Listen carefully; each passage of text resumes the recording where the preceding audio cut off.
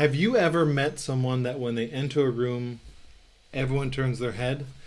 Or have you ever felt so incredibly confident within yourself that even as you walk down the road, people just walk around you almost like you're parting the waters? Hi, if we have not met before, my name is John Ruman. I'm an international business coach, consultant, and corporate trainer. And today I'm going to talk about you creating presence as well as owning your space. So many people are very insecure about who they are, about what they represent, about expressing their image of what and how they want to change the world, about their self in general. They won't stand up for themselves. They don't know how to say no. So when this person enters a room, no one knows. When a person, celebrity or not every celebrity has presence and charisma. But someone who has these things enters a room, you feel it. You're compelled to look toward the entrance, and you don't know why.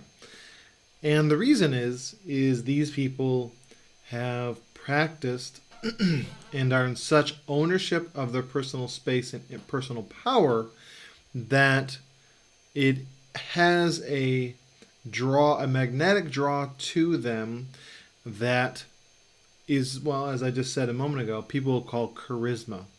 And the cool thing is this can actually be cultivated within yourself. And it does not require you to change who you are outside of maybe growing from where you are. So it's basically you being so potent within your own self, so strong in belief, in knowing in your own value, in feeling a sense of total appreciation for who you are and where you are right now, that other people feel that. And in a defensive situation, meaning you're in a space that you enter, people will give you distance. So I'll give you a great example. There was I'll give you two stories. So my original martial arts taekwondo instructor, his name is Master Sun Ki Chung, Kichong. You can look him up. He is, from my understanding, in Korea, viewed as kind of like the Babe Ruth of baseball for taekwondo. He was a Korean national champion in the early 70s and is very well respected. And when he goes there, people know who he is. But when he would enter the taekwondo floor, that's called a dojang, when he would enter it, you would feel this incredible sense of like, I'm going to give you space. It wasn't purely like a fear thing, but it was a sense of such unstoppable confidence. And everyone, literally, it was like a fascinating thing to walk. As the man would walk, people would just turn to him. It's like their faces would find where he's pointed and they would move to wherever he was. It was fascinating. Fascinating.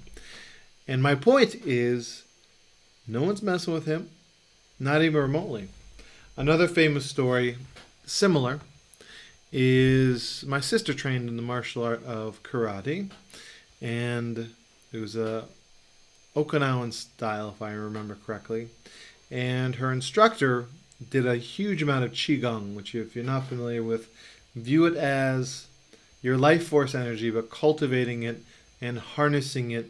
So he actually, and I really think that may be one of the factors as well in these people having this sense of just raw power and authority. But he was walking. He was a little short Japanese guy. It's probably still alive. I haven't heard that he passed. And they were walking in the Syracuse airport, and they passed some Asian man. I don't know his ethnicity. Some Asian man. And those two stopped, turned to each other, bowed, and they both kept on walking. My sister and the person she was with dropped off her instructor, And then on the way back, they passed this guy, and he was a master in the martial art of Aikido, which happens to be another Japanese style. But they're like, "Do you know him?" He's like, "No, I've never met him in my life, but I could feel his chi, and he obviously felt mine." So, what they call the Force in Star Wars and all that, I think is real, and that's what chi is. But my point is, outside of actually learning qigong, if and when you begin practicing becoming confident, becoming grounded, and feeling your own power and knowing your own true capability, you become and you feel unstoppable. Your gender doesn't matter. You could be a highly, highly feminine female and be incredibly powerful and unstoppable. Again, gender does not matter. The reason I say this, I've met women, same kind of thing. The question is, for your own happiness and such, how much time and energy do you give to you feeling unstoppable and having a personal power and self-worth that is above and beyond most? I don't know. I would encourage you, find ways to reinforce this. Actually, one of the ways to reinforce it, I'm teaching a women's self-defense and confidence building workshop. The first hour, it's 2 hours. The first hour of the workshop is all about confidence. Why? Because statistically, and I'll give you another story. Today's apparently story day. They had a group of convicts who had assaulted women, gone to prison for it, were not in denial of the fact they did it, and they had these gentlemen watch women walking in a park. And they asked them, which women would you attack? Crazily enough, I think minimal variation, like 99% or 95% identical responses across the board. And they said quite simply, some people walked within their own power and others were victims. Victims look down when they walk. They will not meet people eye to eye. I live in the Southern Caribbean in Trinidad and Tobago. And in Trinidad, I love that people, when they meet you, will look into your eyes and say, "Good morning." And they'll take a moment. The manners are incredible, but from a self-defense standpoint, it's incredibly helpful because statistically these guys who are interviewed said, if someone looks me in the eye, I'm not going to touch them. Why? Because they have the confidence to look me in the eye, one. And two, they'll remember who I was. They'll remember my face. I don't want to be remembered. I want to be passing by the people who are, where's my phone?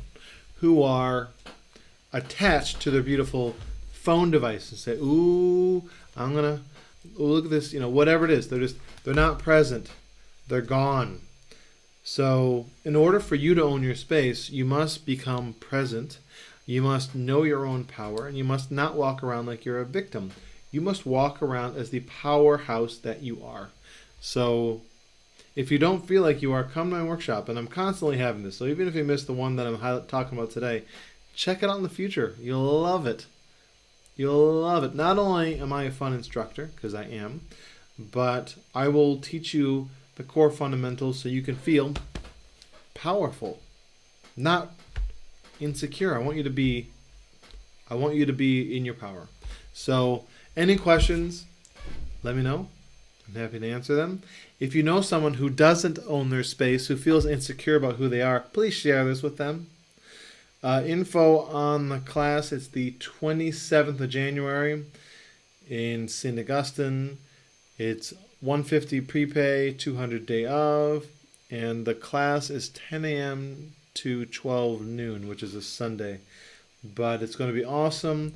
You'll love it, and it will help you to own your space so you can walk around, maybe not yet with the confidence of a Master Chung or these other people I mentioned, but on your way, and that's all you need. So I look forward to seeing you there, and I look forward to any questions you have. Thank you so much for watching.